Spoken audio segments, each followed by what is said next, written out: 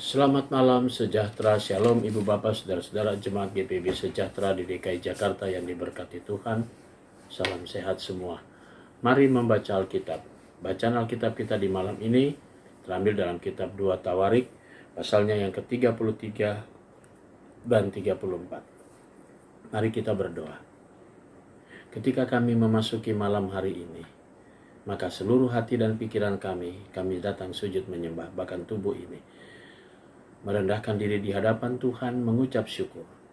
Engkau sudah menuntun dan menyertai sepanjang hari kami yang kami lalui pada pagi hari hingga malam ini. Kini sebelum kami memasuki tidur malam, kami akan membaca Alkitab. Beri kami kekuatan Roh Kudus-Mu ya Bapa, agar kami semua fokus dalam pembacaan Alkitab, tubuh kami yang lemah dikuatkan. Kami mau serahkan diri kami sepenuhnya dan doa ini kami alaskan di dalam nama Tuhan Yesus Kristus, firman yang hidup. Amin. 2 Tawarik pasal 33. Manasye berumur 12 tahun pada waktu ia menjadi raja, dan 55 tahun lamanya ia memerintah di Yerusalem. Ia melakukan apa yang jahat di mata Tuhan, sesuai dengan perbuatan keji bangsa-bangsa yang telah dihalaukan Tuhan dari hadapan orang Israel, dari depan orang Israel. Ia mendirikan kembali bukit-bukit pengorbanan yang telah dirobohkan oleh Hizkia ayahnya. Ia membangun mesbah-mesbah untuk para Baal, membuat patung-patung Asyera, dan sujud menyembah kepada segenap tentara langit dan beribadah kepadanya.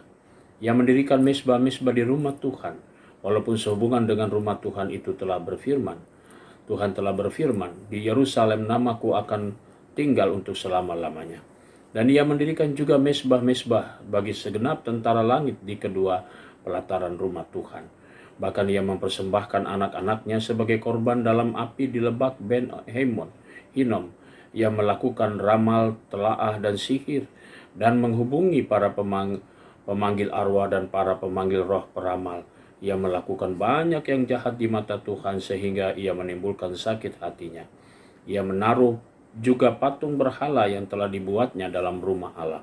Walaupun Allah telah berfirman kepada Daud dan kepada Salomo anaknya, dalam rumah ini dan di Yerusalem yang telah kupilih dari antara segala suku Israel, aku menaruh namaku untuk selama-lamanya. Aku tidak akan membuat pula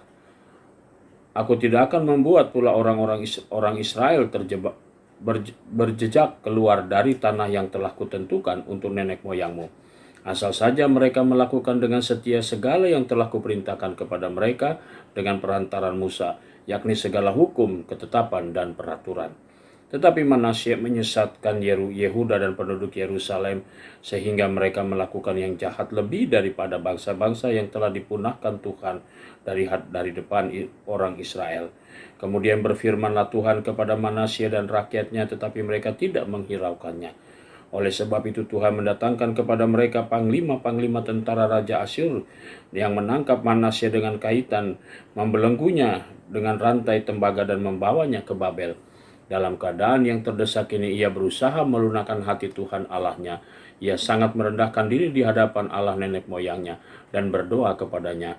Maka Tuhan mengabulkan doanya dan mendengarkan permohonannya. Ia membawanya kembali ke Yerusalem dan memulihkan kedudukannya sebagai raja. Dan Manasye mengaku bahwa Tuhan itu Allah. Kemudian ia mendirikan tembok luar pada kota Daud di sebelah barat Gihon di lembah sampai dekat pintu gerbang ikan, mengelilingi Ofel. Tembok itu dibuatnya sangat tinggi. Ia menempatkan juga panglima-panglima perang di tiap kota kubu di Yehuda.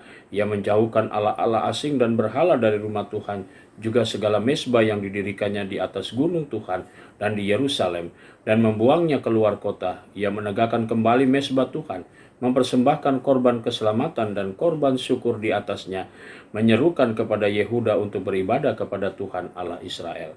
Walaupun demikian rakyat masih mempersembahkan korban di bukit-bukit pengorbanan, tetapi hanya kepada Tuhan Allah mereka. Selebihnya dari riwayat Manasye, doanya kepada Allahnya dan ucapan-ucapan para pelihat dan berkata-kata kepadanya dengan nama Tuhan Allah Israel, sesungguhnya semuanya itu terdapat dalam riwayat raja-raja Israel. Doanya dan pengabulan doanya segala dosa dan ketidaksetiaannya semua tempat di mana ia telah membangun bukit-bukit pengorbanan serta mendirikan tiang-tiang berhala dan patung-patung sebelum ia merendahkan diri. Sesungguhnya semua itu tertulis dalam riwayat para pelihat. Kemudian Manasya mendapat perhentian bersama-sama dengan nenek moyangnya dan ia dikuburkan dalam istananya, maka Amon anaknya menjadi raja menggantikan dia. Amon berumur 22 tahun pada waktu ia menjadi raja dan 2 tahun lamanya ia memerintah di Yerusalem. Ia melakukan apa yang jahat di mata Tuhan seperti yang telah dilakukan Manasya ayahnya. Amon mempersembahkan korban kepada segala patung yang dibuat Manasya ayahnya dan beribadah kepada patung-patung itu. Tetapi ia tidak merendahkan diri di hadapan Tuhan seperti Manasya ayahnya. Merendahkan diri malah Amon makin banyak kesalahannya. Maka pegawai-pegawainya mengadakan persepakatan melawan dia dan membunuhnya di istananya. Tetapi rakyat negeri itu membunuh semua orang yang mengadakan persepakatan melawan Raja Amon. Dan rakyat negeri itu mengangkat Yosia anaknya menjadi raja menggantikan dia. 2 Tawarik pasal 34. Yosia berumur 8 tahun pada waktu ia menjadi raja dan 31 tahun lamanya ia memerintah di Yerusalem. Ia melakukan apa yang benar di mata Tuhan dan hidup seperti Daud bapa leluhurnya dan tidak menyimpang ke kanan atau ke kiri. Pada tahun ke-8 dari pemerintahannya ketika ia masih muda belia, ia mulai mencari Allah Daud bapa leluhurnya dan pada tahun ke-12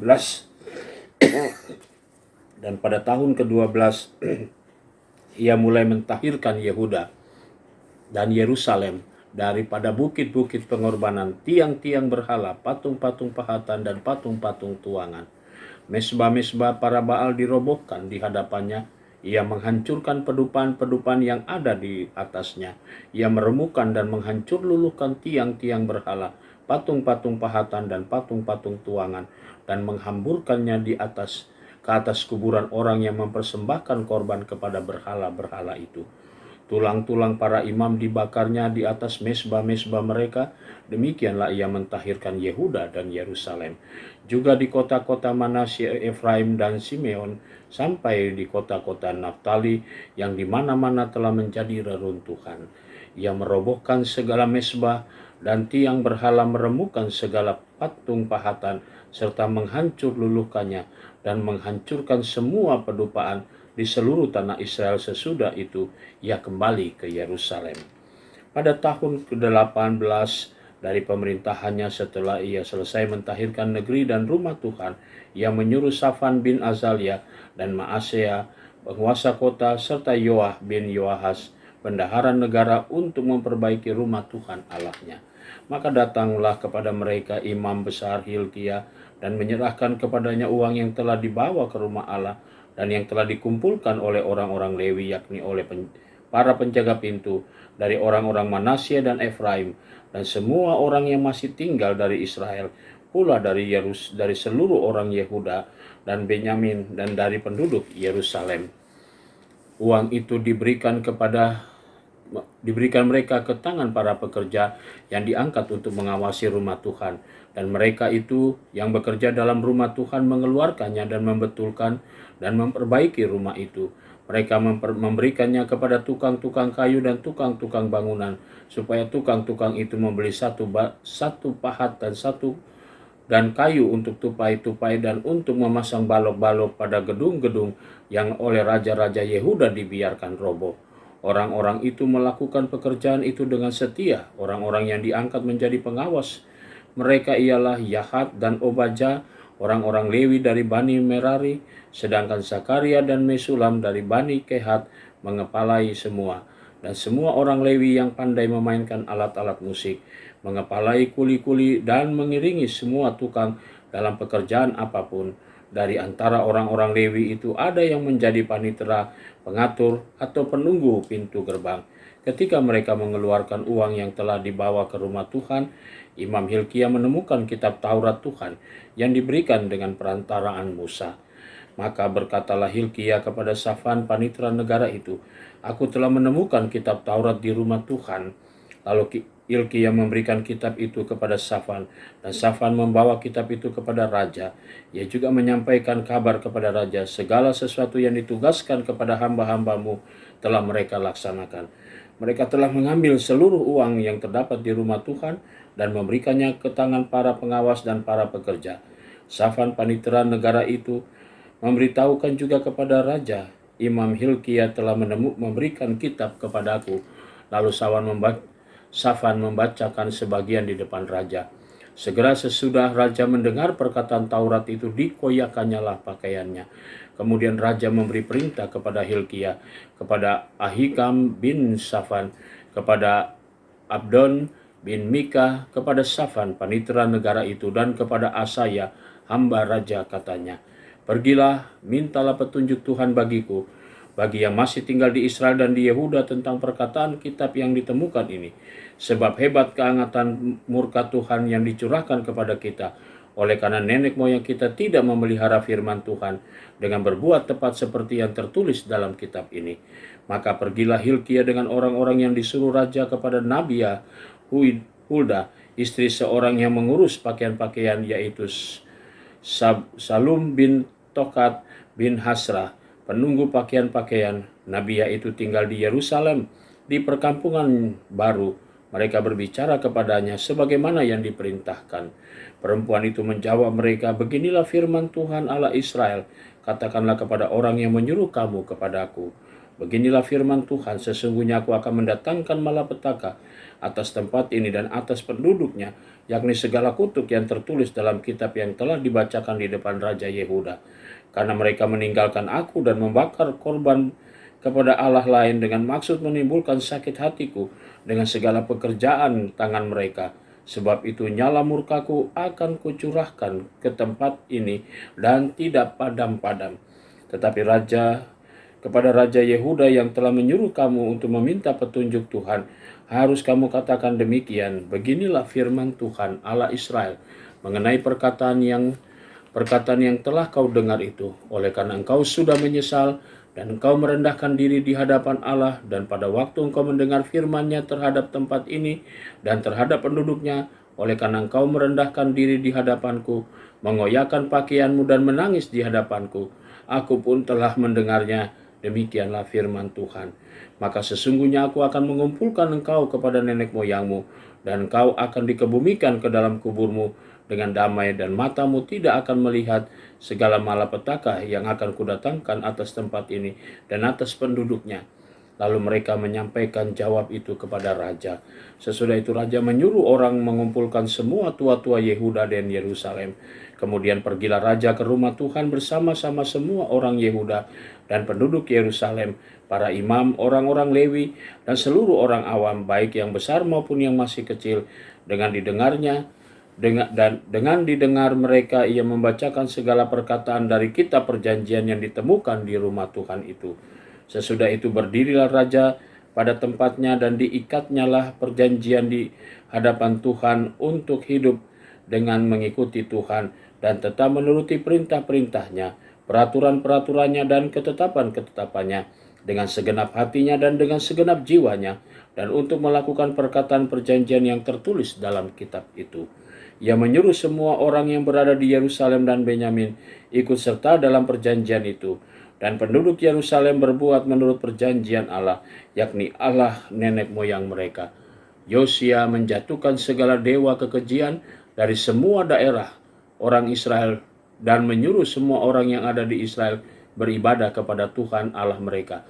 Maka sepanjang hidup Yosia mereka tidak menyimpang mengikuti Tuhan. Mereka tidak menyimpang mengikuti Tuhan Allah nenek moyang mereka.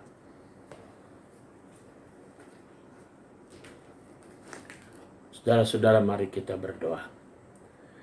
Kembali kami datang kepadamu di malam hari ini, Tuhan, mengucap syukur untuk semua berkat-Mu.